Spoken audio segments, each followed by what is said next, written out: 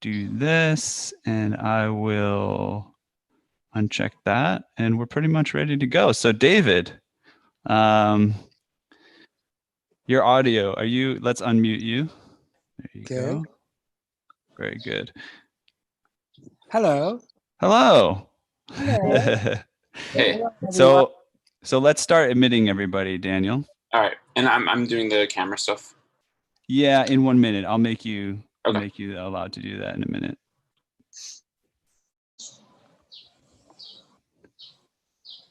Yeah. Welcome, everyone. Hey.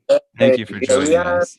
So, do we need to grovel in the dirt and sincerely apologize for the little technical glitch, Mr. Johnny? Yeah, that sounds like a good idea. That sounds like a good idea. So I will say, apologies for the technical difficulties joining today. Yes. And No we got some wonderful people helping out on this project, and appreciate having them on board so that we can bring you something really special. But we did definitely have a glitch in providing the appropriate link. So we're all on board now. It's good to see everyone. Hello. Okay. So background noise. Let me just make sure. Everybody, please mute your audio if you are not participating as a guest. And yeah, that should be unchecked. All right, sounds good. So I'll make an introduction today. Today we've brought with us Chano Dominguez. Chano is a ridiculous piano player that I know from Brooklyn, New York. He's a jazz and flamenco artist. He does an incredible job of mixing the two genres. He's from Spain. He's actually in Spain now, and has been since quarantine began. He is stranded without an acoustic piano in his home country, but making the best of it. And I can give you a little bit of a bio on him. Chano Dominguez has 3 Grammy nominations and over 40 years of stage performance experience. As a native of Spain, his works are an ingenious and unique combination of jazz and flamenco music that never cease to leave their mark in the minds of the audience. Along with his recording and performing career, he has also shared his expertise through seminars, master classes, and taught at Juilliard, the Taller de Música in Barcelona, and other institutions. So Chano, welcome to Piano Tech Radio Hour. Really appreciate you being here.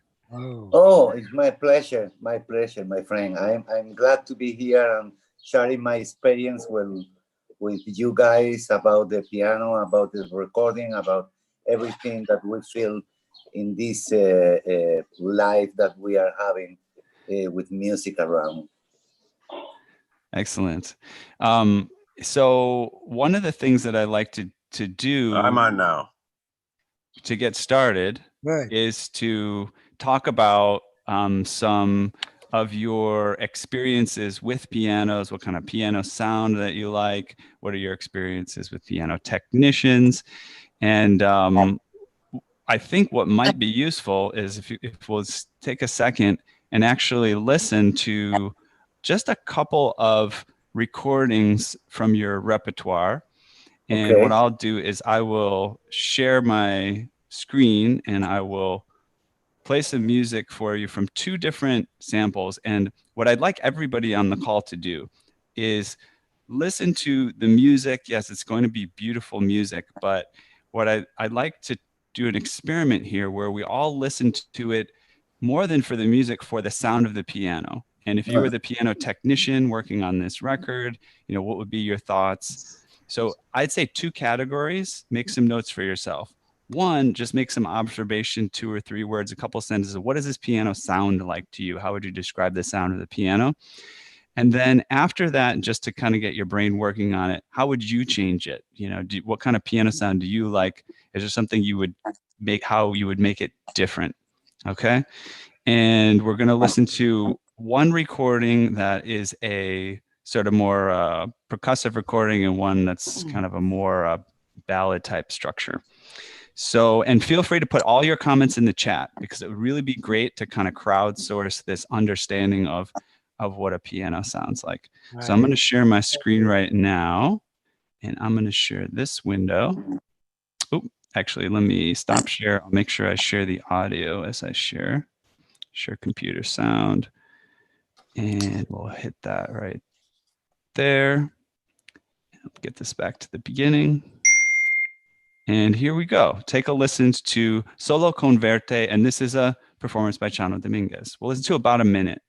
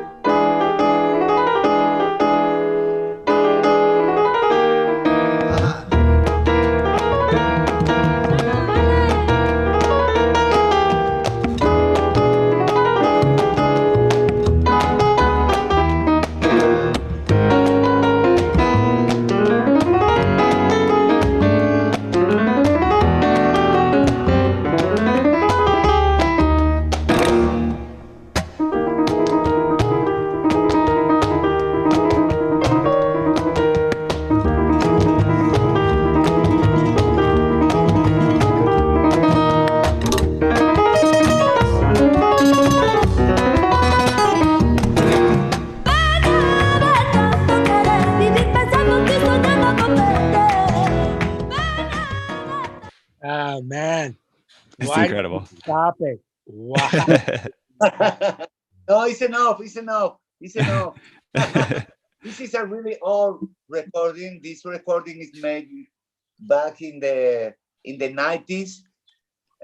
So I make this recording in Madrid in 90. I remember in 95.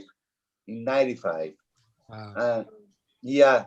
And I can tell you, the piano is a Kawai grand piano. I can't remember exactly the model, but it's a Kawai. It's a grand piano, and this is recorded with condenser microphones.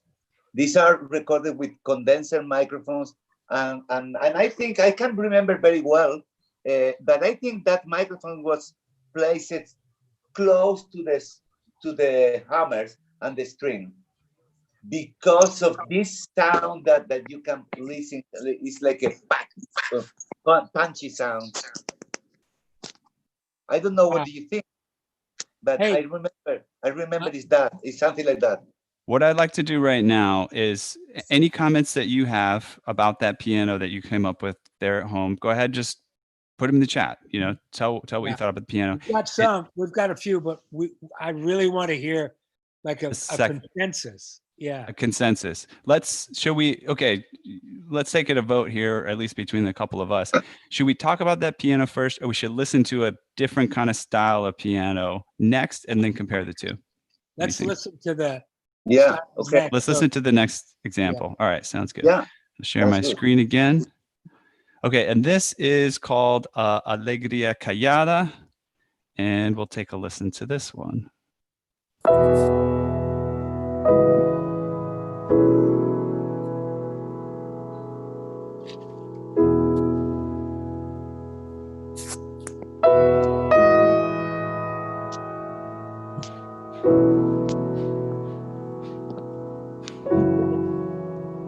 No.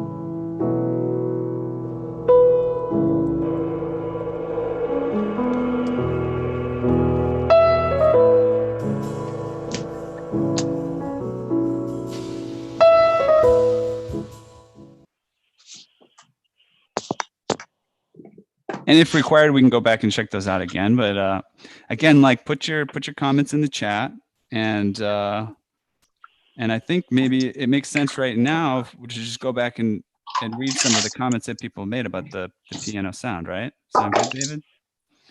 Yeah.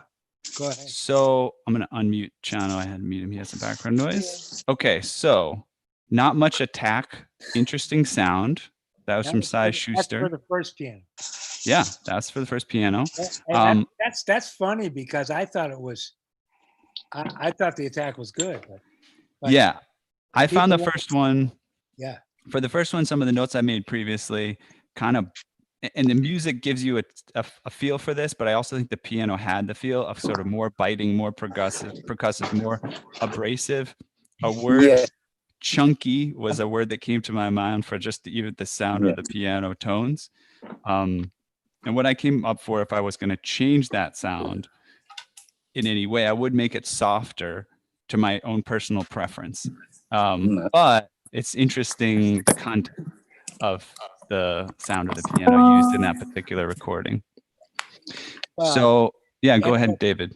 Well, endless are the arguments of majors because other like Scheiss Lieberman says compressed and not bright enough. I kind of agree on the compression. Actually, I do agree on the compression. Too compressed, little bit. I had that. But I thought it was plenty bright. Personally, that was my. But it could have been more bright too. That was just such an amazing piece of music. So Cy Schuster says the second piano was fuller bass. It was a fuller tone generally on that second recording. I had some issues with the tuning, but generally a good tuning. Mm-hmm. It's so fascinating to do this and to hear the difference. Do you have another track? Do you have a more recent track, Ethan, that you can play? Let me list the names of the tracks that I have on hand here and see what if Chano has any input on which one to play. So I have Serpent's Tooth, I have Alma de Mujer, and I have Alegría Callada. We just listened to that actually. Oh, Retaila. Retaila, yeah. Which one do you think would be a good one to play? You can play Retaila. Retaila, okay, sounds Retaila good. is more like more flamenco stuff. Before you play it, Ethan, Kevin Clem, which your 11:15 chat room comment, which piano were you referring to? Just tell me in the chat room, brother, and let's hear this. Let's hear this other cut. Really excited.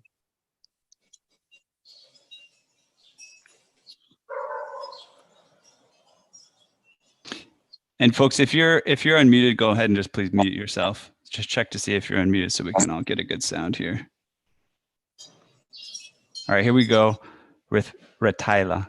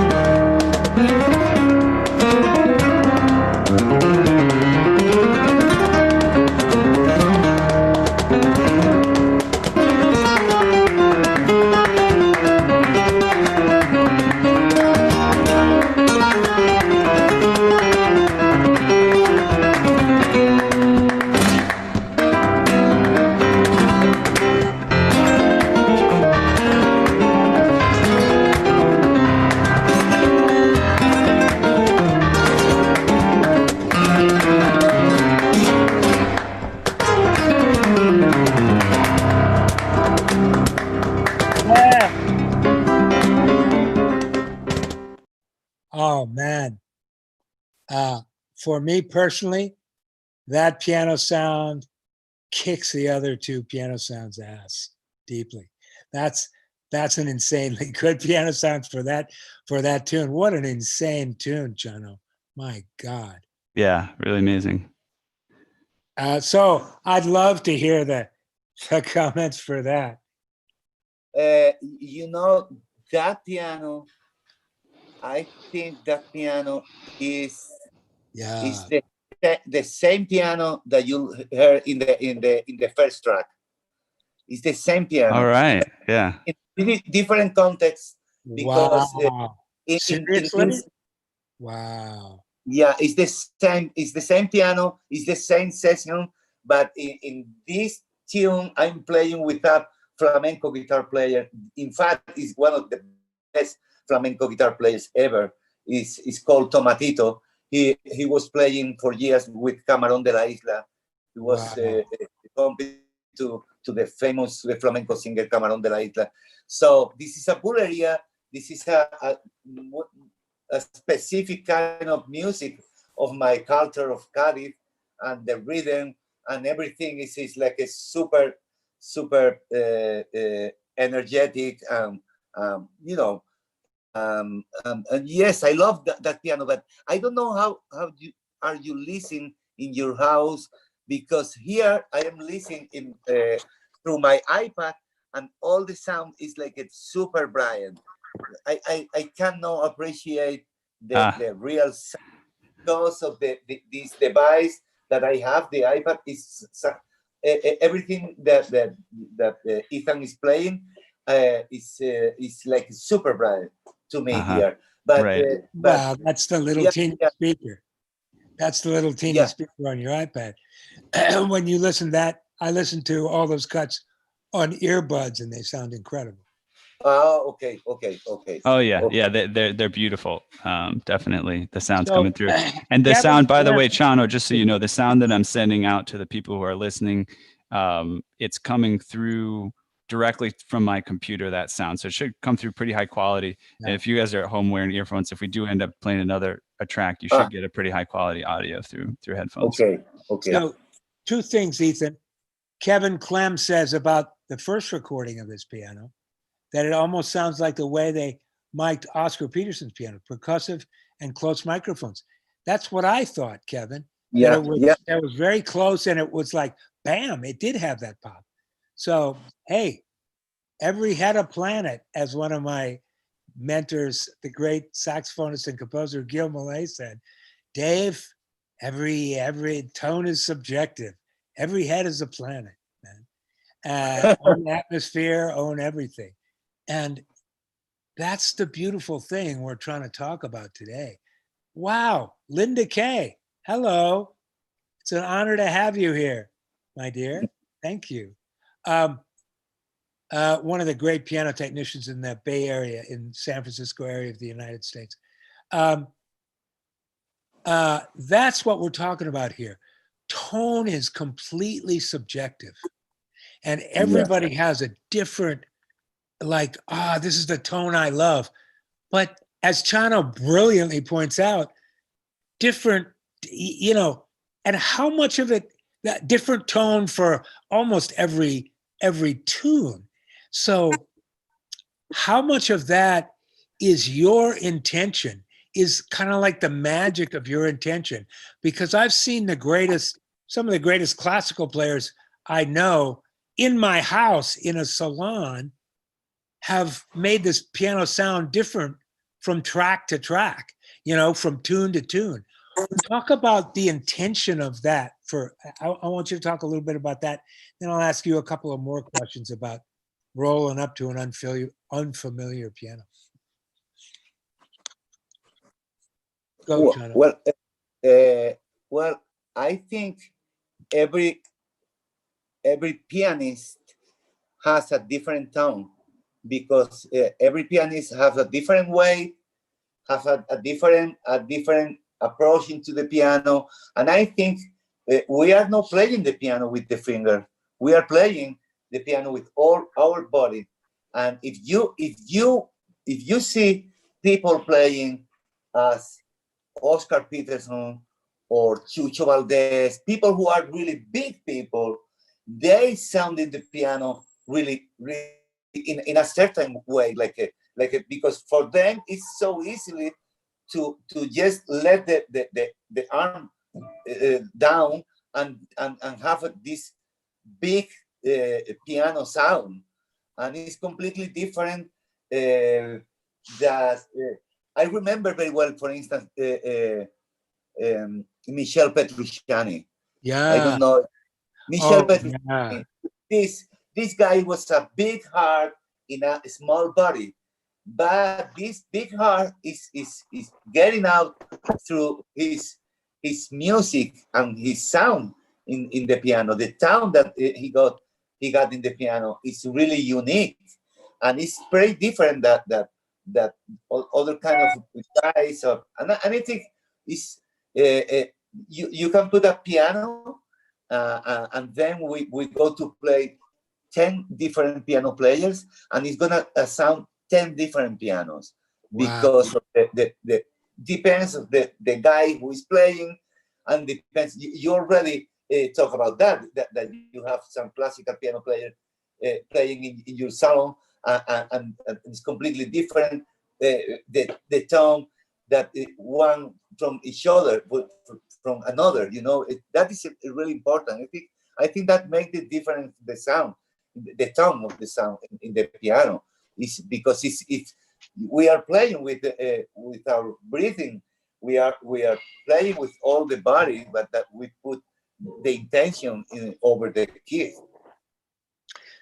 So let's get a hypothetical situation. Say you're doing a master class in a classroom in a university, and then you have a concert that night, and you come before the concert to the piano, and it's a challenge to make it sing, right?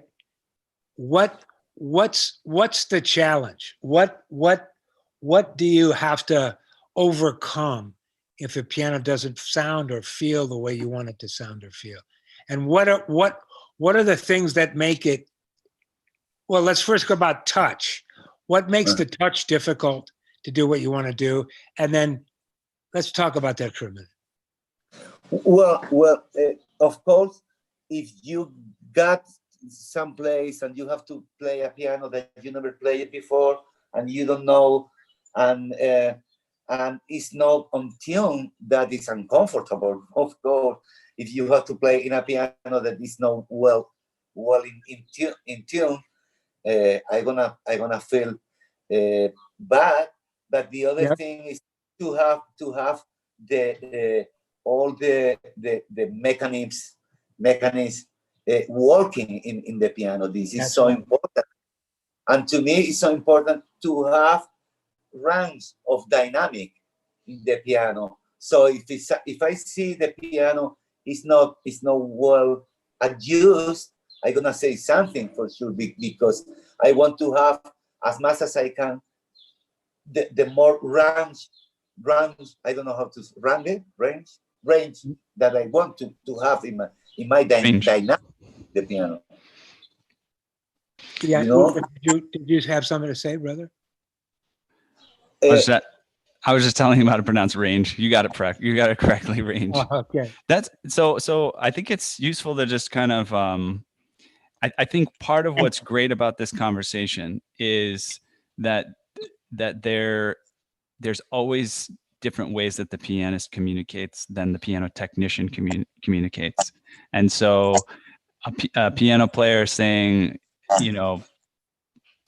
the range is important. The range of what you can do with the sound, in terms of the volume you can have, in terms of range of expression that you can have, that's really important. And that's one of those things where we have to translate. Like, that's what I pull out of everything that you say. Okay, if the mechanisms aren't working properly, what does that mean to me? That means that, okay, first of all, if there's something that's non-functioning in a specific key, that's an issue, but also an evenness across the keyboard, that from key to key, each key is functional in the same way, or it transitions from the bottom to the top of the piano, at least in a way that is consistent.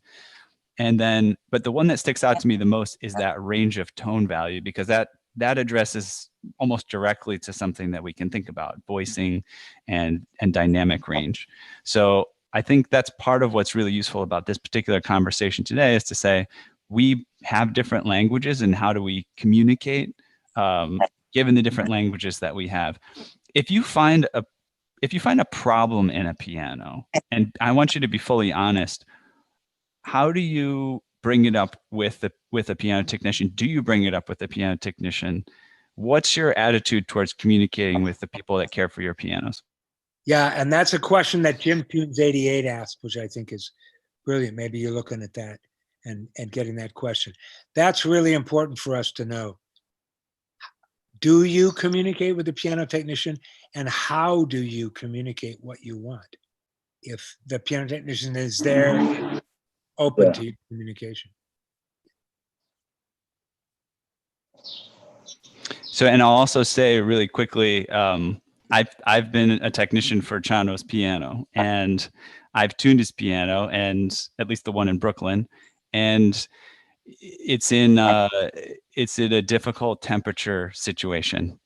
There's a heating system nearby. It's in an apartment building that's close to the furnace room, and so it's very easy for it to get out of tune, or different ranges to get out of tune. But one thing I appreciated about my relationship with Chano is, I tuned his piano, and maybe a week down the road, he said, "These keys are out of tune. Can you come back and tune them?" And then I just, of course, because that's the kind of service that I provide and I stand by what I do, I just come back and show up and get those keys back in tune.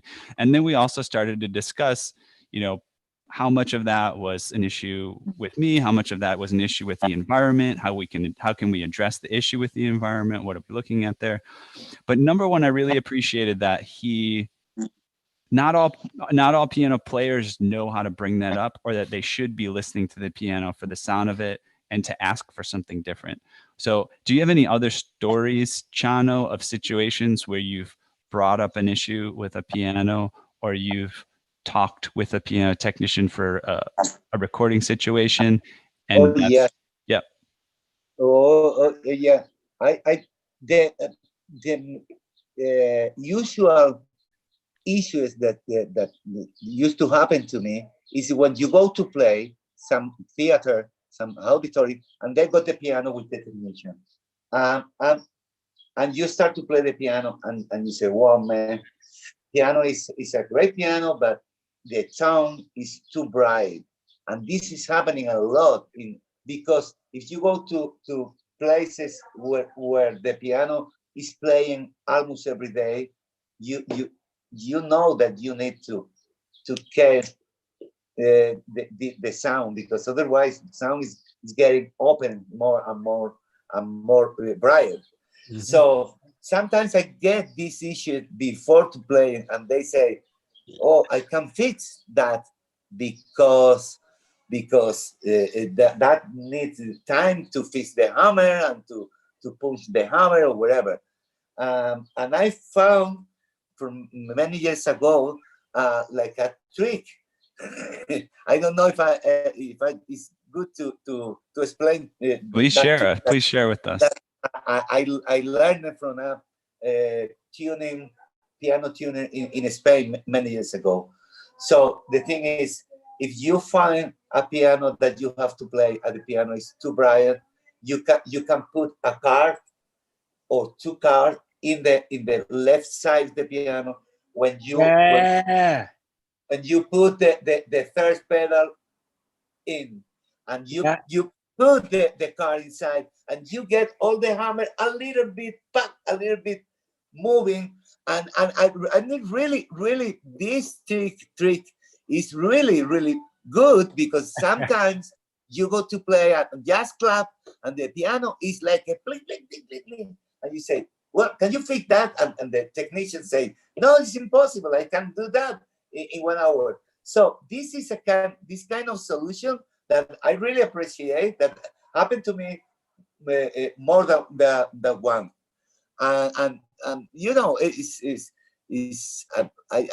remember that. I remember that. So this is a constant paradoxical situation. because the right answer for that piano technician was, oh,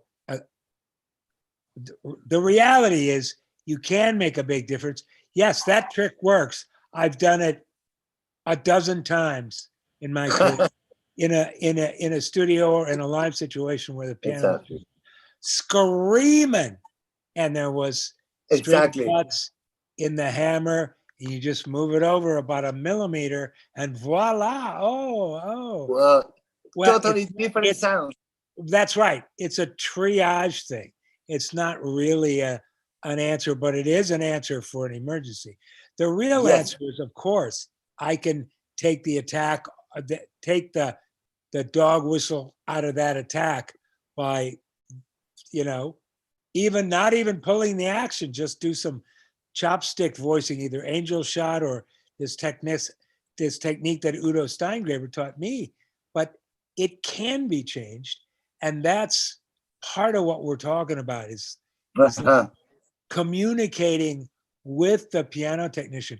I'm going to bring somebody, a dear beloved friend of mine that tunes for many recording studios and venues, but has a story to tell us about a classical player, world famous classical player named Jeremy Denk, who played at this venue in Santa Monica, California. Carl Lieberman, my brother, are you unmuted now? I am unmuted. And yes, I had the honor of Jeremy Denk played at the concert hall where I worked last year.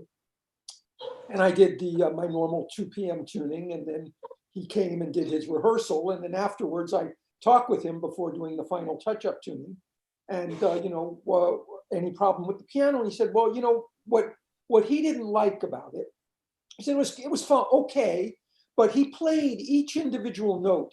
And for him, the slight variation between just the sound of each note, he didn't like that. It's like my unisons weren't consistent enough. It's not that there were terrible inconsistencies or real voicing issues, but for him, it wasn't even enough from note to note, which was really interesting to get that type of feedback from a player like that.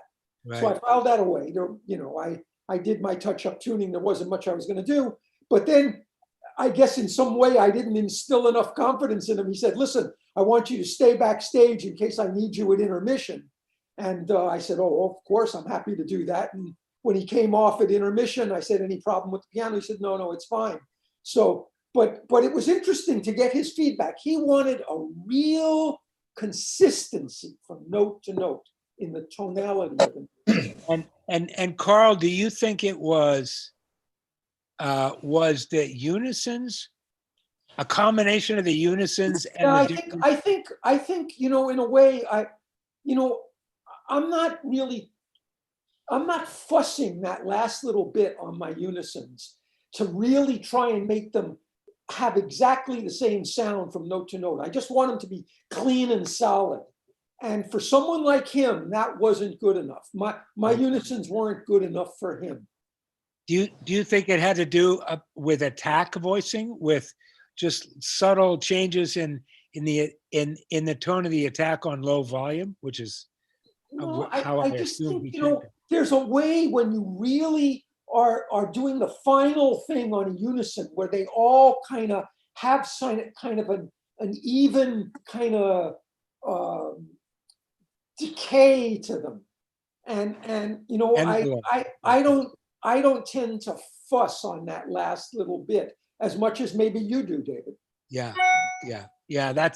That's important to me. Is to have the same, what they used to call attack envelope in the digital or analog synthesizer world. It's very important. It's very important for me. But tell me how you approached that, Carl, as far as your context, your state of being.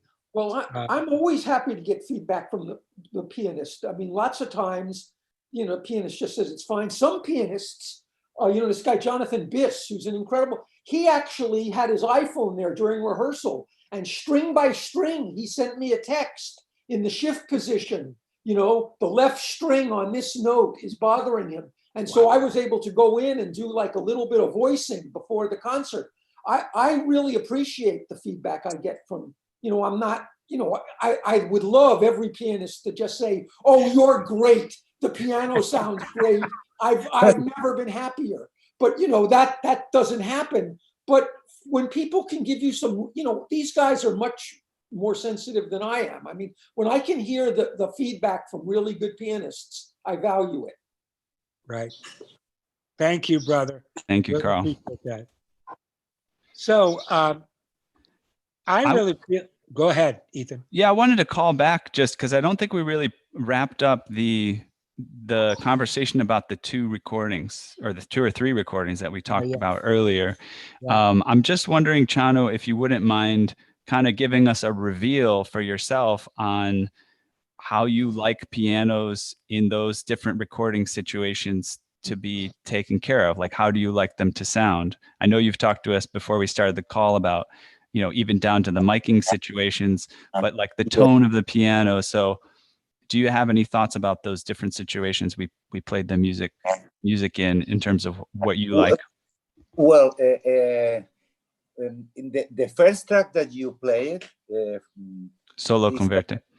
Exactly. These are flamenco tangos, and these are really powerful music with this ensemble is like 2 percussionists, like playing cajon, 2 people clapping, and a singer.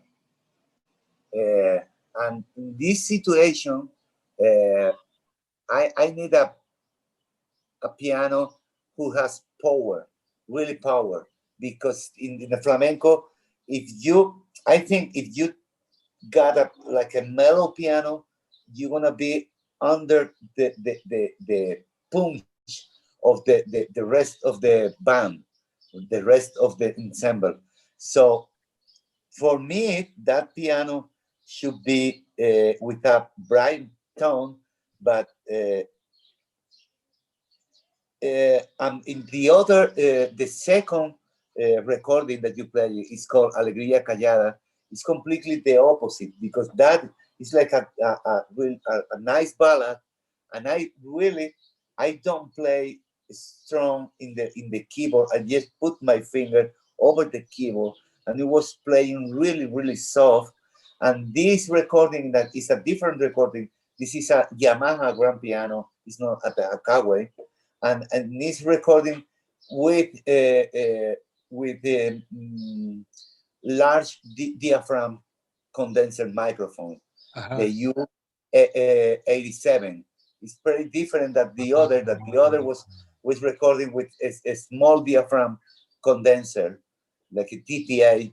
So the sound is completely different. It's more mellow, it's more warm sound with the U87, and I remember very well they put it out of the piano, not into the string.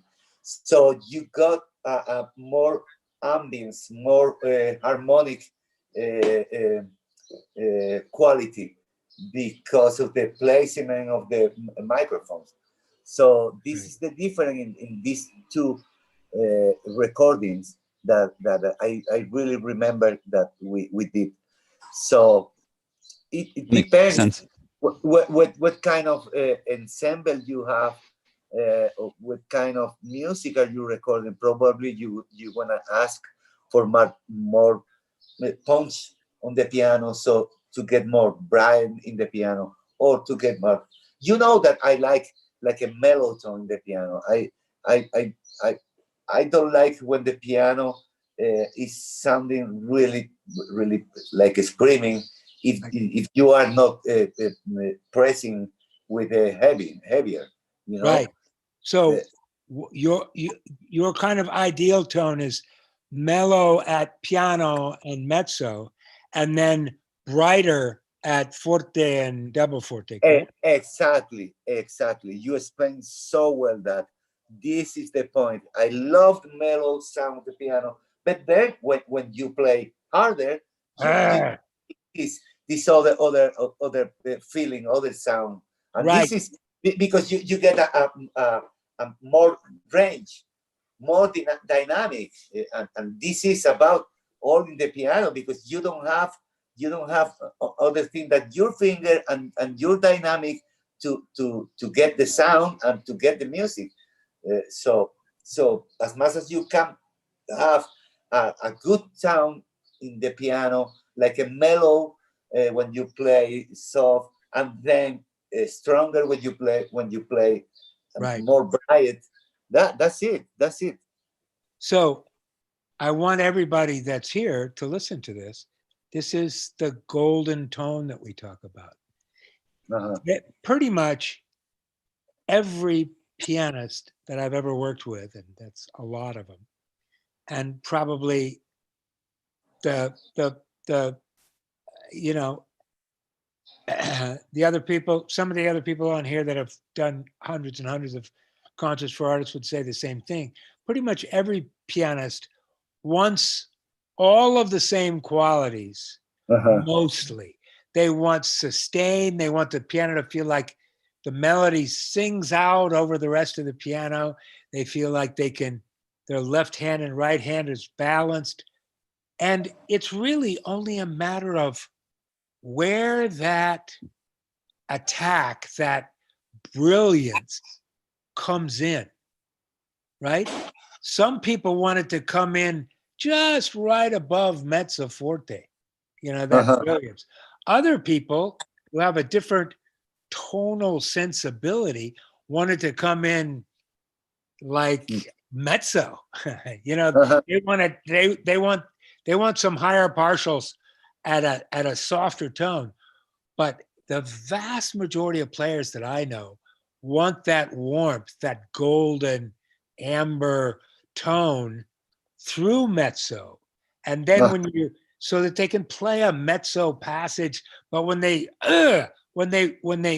play one note that they want to emphasize, bam, then and they play that forte or double forte, then that breaks into this brilliance.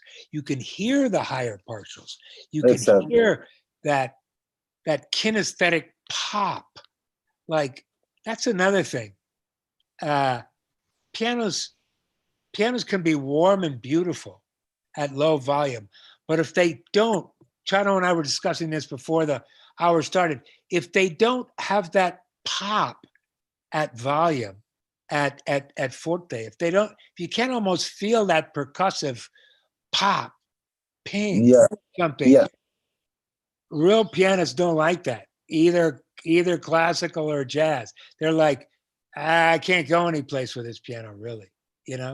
That's my experience. So I know we all love that mellow tone, kids. I know we do. We just do. But understand that on a stage or in a recording, or for somebody whose talent is way bigger than yours in terms of getting the dynamic expression out of a piano, they want that big palette of sound. And that's the mark of a truly good piano technician that can make a set of hammers do that thing. Yeah. So Ethan, we have can I 10 I'll minutes. have a follow up to that. Sort of the inspiration for doing an episode like this is the masterclass that we did with Piano Technicians Masterclasses with Sally Phillips, who was actually recommended by David to bring on as one of our instructors. And she, and I believe somebody else had brought this up with me previously, when she's going to work on a piano for an artist that's coming to her stage, she will listen to recordings of that artist and to try to understand what kind of piano tone that they like. And she's very explicit, and she says, try to find a recording that's not out of their control. Ideally it's one that they created that recording, because they'll have some control over the piano. There might be some situations where they're just playing at a venue and it's not actually what they wanted, but they just kind of ended up with it. But I think in addition to what you're saying, David, of this, there's like a general thing that you want to strive for this range, and you want mellowness and at the quiet end, and you want brightness when people are playing loud. There's also these individual nuances between what a particular pianist might need. And I feel like I didn't realize that when we're having Chano on, but he's a very special example too, because of the type of music that he plays. Like, listen to how percussive the piano is on those, flamenco rhythmic type of pieces.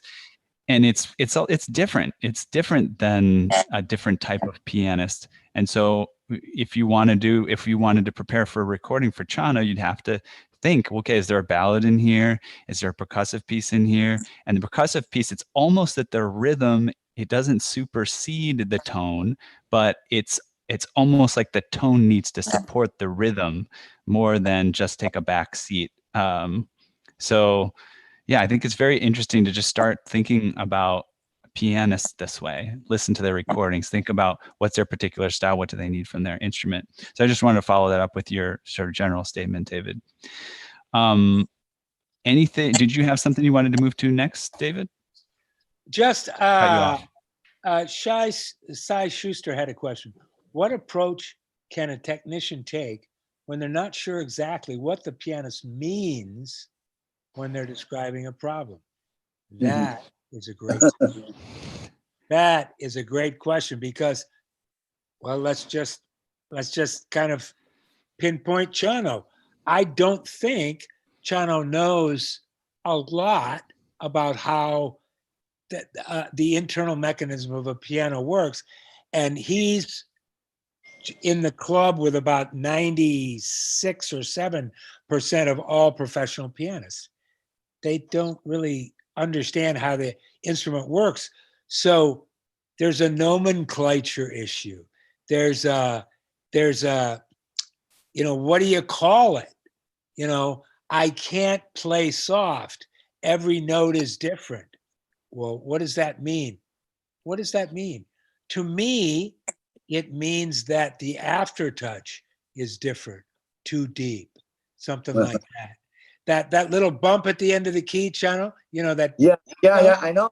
Well, I know that when you play soft, you play off that bump, right? That's huge for you. Well, most piano technicians don't know how to talk about that. I mean, most piano players don't know how to talk about that. So you have to almost be like a telepathic translator in a way. You gotta be diagnostic enough to know, wow, yeah, they're talking about that. Or you can't be afraid of the artist. I know when I was first on the chat rooms, somebody'd bring up, oh my God, I had this guy at my place that I, do tune for concerts, and he wasn't satisfied, and there was a whole bunch of responses. Yeah, artists, and kind of almost like an adversarial position. And brothers and sisters, this is not our purpose in life. Our purpose in life is to serve the power of music. These guys are freaks of nature that know how to conjure magic. Well, no matter what genre they play in, if they're really good players, I can understand. Right? I can just be in awe of it. So the more questions you ask, the more you're like a doctor, really, and just patiently, like a good doctor who's got all the time in the world for you, ask them, what do you mean? Be at the piano and say, show me what you're talking about. Don't be afraid of an artist. They're on your side and you're their servant. Yes, agree, completely agree. So I'm curious, and you don't have to have anything at the moment, but you've got a bunch of piano technicians on one call here. Among us, some of the kind of most committed folks in the industry. Do you have any questions for us? Like, any mysteries of the piano, or how to communicate something, or I don't know. We got a bunch of stuff we can crowdsource for you. No pressure.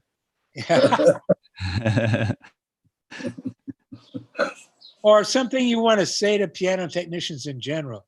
Something about how they affect your life and Yeah. what your relationship has been with them over the past W- 4 Well, we need you.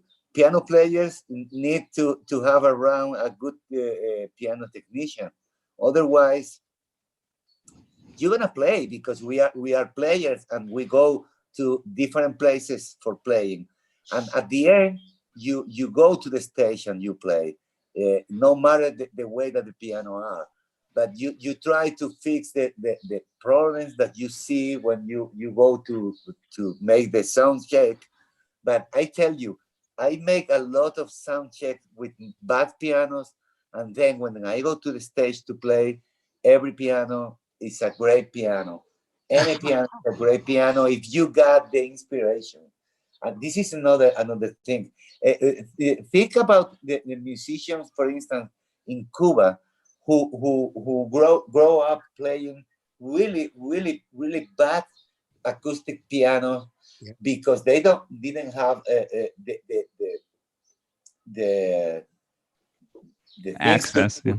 the access to have new pianos, a good piano, and or even good from piano. Cuba, That's we right. have one of the best piano players in the world, and they grow up playing really bad pianos and tuned pianos, and you know, at the end, it's the musician who makes the piano sound in a way. You can have the best piano in the world, and if you are a bad musician, the piano is gonna sound terrible. And you can have a bad piano, but if you are a good musician, you're gonna have something in your hand, Wow. something to. I think that at the end, you know, when you go to the stage for playing, you can ask, you can be really tricky about this note is not the same that the other one.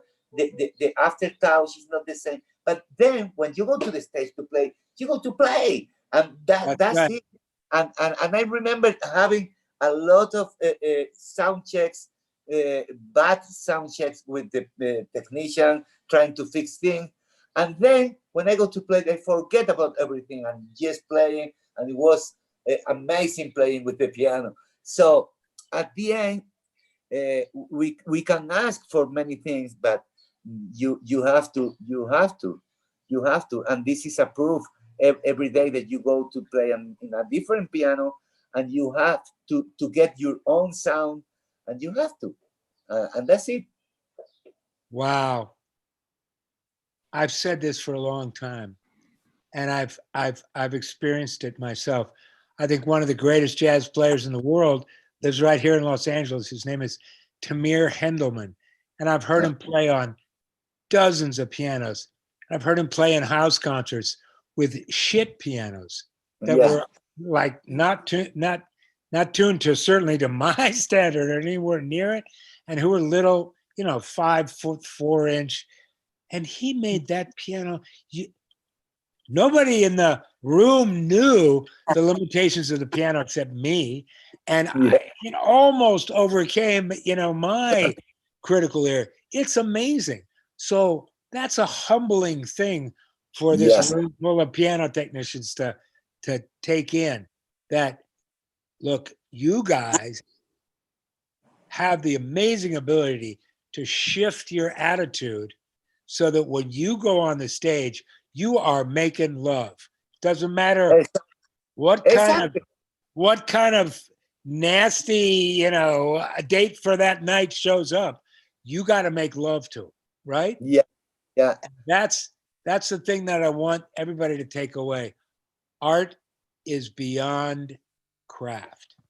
Exactly. Humbling, but absolutely true. Yeah. I agree, completely agree, Dave. Yeah. And that happened to me many times.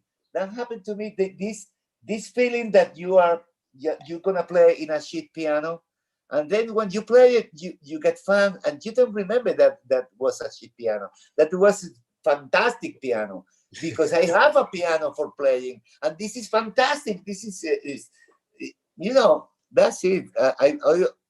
I always go to the stage with this feeling. I have to play, I have to enjoy, and I have to enjoy the audience, and I'm gonna play. It doesn't matter if the piano, the touch is not well done, or the tuning is not perfect, or you have to play, or if it's too bright, or if it's too mellow, you have to play at the end, and that's it. And I started to play, as I say, many sound checks with a sheet piano, and then when I ended the concert, I thought, well, that piano is nice.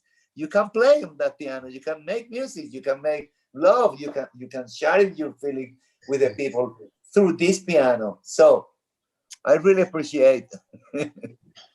Hey, Chano, this has turned into one of, I think, the best dialogues we've had. And I'm really, really, really, really happy to meet you and to hear you. And we'll have you back another time for some other continuation of this dialogue. Mr. Anytime. Oh, thank you, brother. Anytime. Thank you very much. It's a big pleasure to meet you. And thank you, Ethan, to make this happen. And yeah, I'm glad, man. I'm here anytime. Right. Really, really, really great to meet you. Great to meet and sharing my experience with you guys. Yes, it's my pleasure. My pleasure. Take care, everybody. Take care. Yeah. Sounds good. You want to wrap it up? Yeah, we put the feedback link in the chat there. So if anybody wants to provide your feedback for this particular episode, we'd love to hear your feedback. And all those people on this call, and spread the word to your friends. If you have a pianist that you have a great relationship with, and you want to bring, suggest that we bring them on Piano Tech Radio Hour to help us, talk about the communication between pianists and technicians, I think it's a really great and it's a wonderful opportunity that we have in this format, because we can't always ship a great pianist into a convention or something and have them talk for an hour, and we can't ship everybody's favorite client in to have them talk to everybody. But here online, we can bring in so many interesting voices. And this particular topic, communication between the pianist and the piano technician, I mean, it's central to our careers, really. We need to know how to treat the piano, but we need to know how to treat the client and the player even more so, because that's the end goal. So those are my closing words. Just appreciate all you that have been here, and I think it shows your dedication to your craft for being involved in an incarnation of Piano Tech Radio like this. Anything else to say, David? It's so beautiful to see these faces, to see Jim Civil. It's beautiful to see your face. Alan Etter, just everybody I see. Hey, Bruce. It's just wonderful to start to feel like you have just more of a relationship with the people that come and listen to us. And I want to say we've heard your feedback, and we're going to do a couple of programs very soon that are just an hour with somebody you really truly respect as a piano technician, just asking them questions, just for nothing else but ask me anything, right? So stay tuned. That's cool. It. Thank you so much, folks. Yes. Thanks, everyone. And David, why don't you stay on the call? And if everyone asks you to sort of log yourselves off, we'll kick you off once there's a few left. And David and I, we can hang out for a minute. But thanks a lot, everyone. We'll see you later. Thank you. Bye, Kevin. Bye, Bruce. Bye, Johan. Bye, Caleb. Awesome. Bye, Diego. Bye, Mox. Thank you. I'll take us off the live stream.